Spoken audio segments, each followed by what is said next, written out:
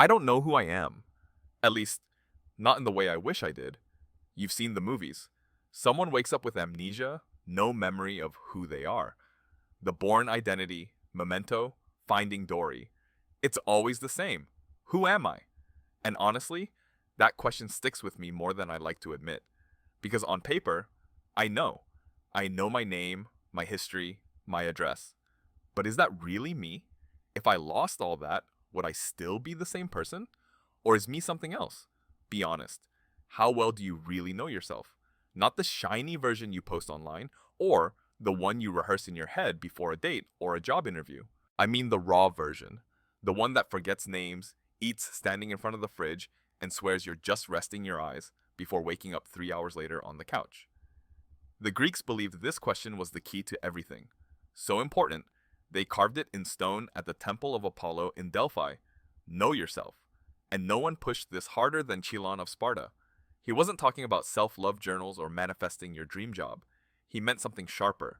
Remember your limits, forget them, and life will remind you in the ugliest ways. Because the real danger of not knowing yourself isn't that you'll miss out on greatness. It's that you'll crash and take others down with you. The question, who am I, sounds kind of dumb at first. Like, shouldn't I know that already? But the more I think about it, the trickier it gets. Am I my name? My job? My personality? What happens if those things change? Do I change too? Movies love this question. Jason Bourne can fight off an army, but he doesn't know who he is. Simba in The Lion King forgets his true self until his father's ghost literally yells at him, "Remember who you are." Even Fight Club is one long breakdown about a man who doesn't actually know himself at all. These stories stick because they touch something we all feel. Sometimes we look in the mirror and think, that's me. And sometimes we think, who the hell is that? The Greeks were asking the same thing centuries ago.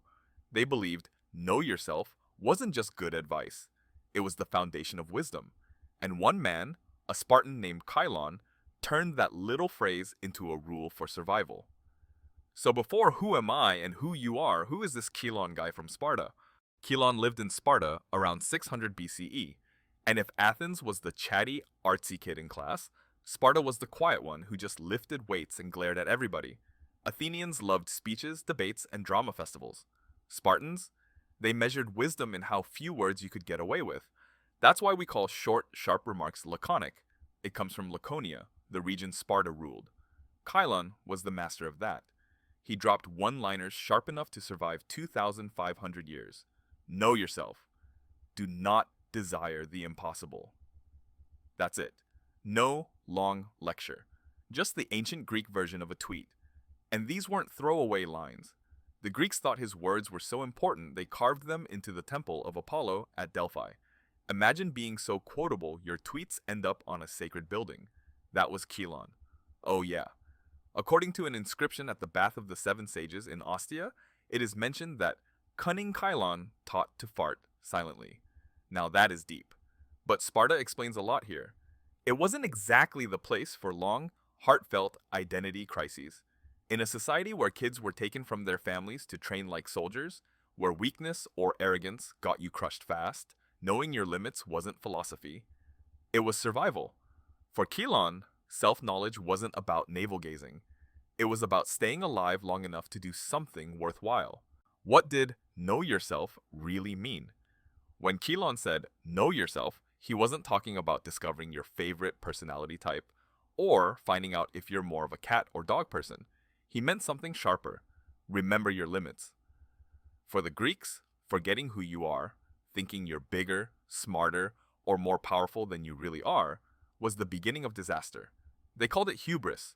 It wasn't just pride, it was the kind of pride that makes you act like a god. Right before the universe smacks you down like a fly.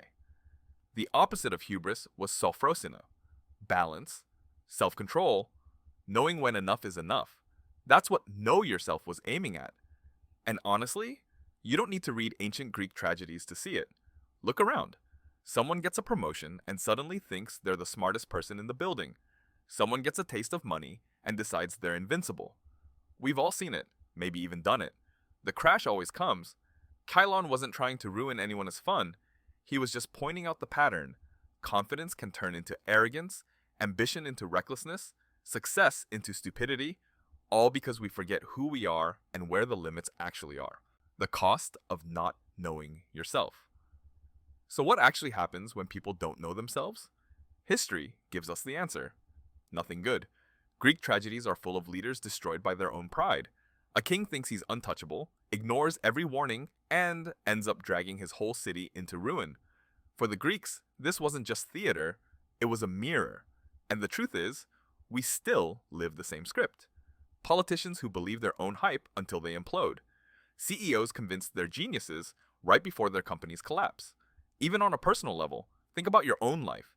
Ever taken on way too much because you thought, I can handle it, and then you couldn't? That's hubris. That's not knowing yourself.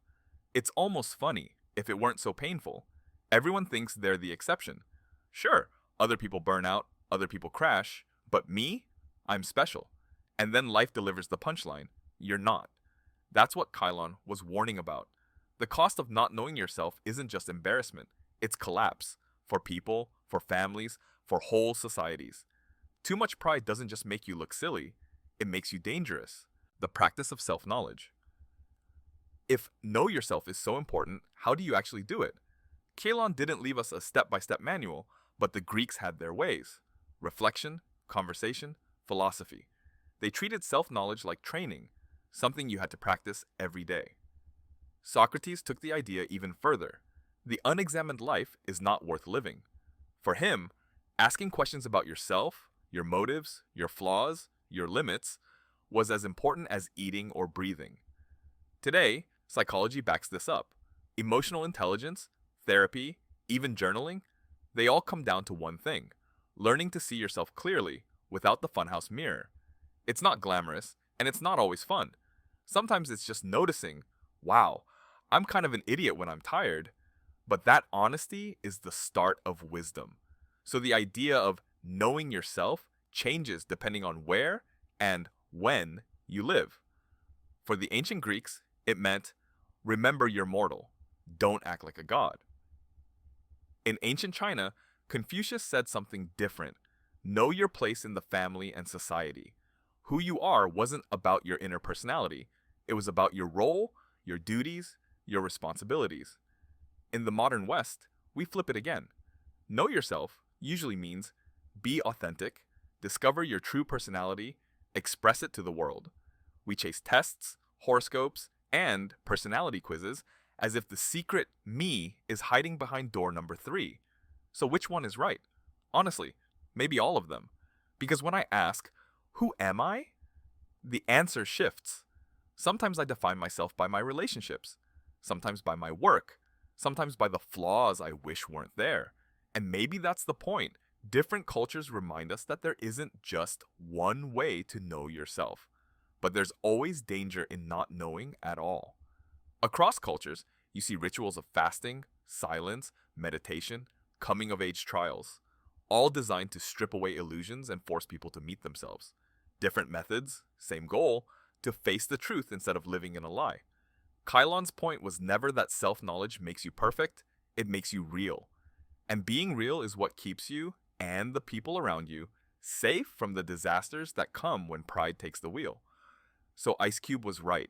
You better check yourself before you wreck yourself. Know yourself sounds so simple, too simple, but that's the point. It's the kind of advice you hear once, nod at, and then ignore, until life proves it right. Chilon wasn't telling people to find their spirit animal or write down daily affirmations. He was giving them armor. In a world where arrogance toppled kings and self-deception wrecked cities, the most practical survival skill was honesty with yourself. And it still is, because every age has the same problem. We overestimate, we deny, we bluff, we pretend. We tell ourselves stories we wish were true, until reality crashes through. Knowing yourself won't make life easy, but it will make it durable.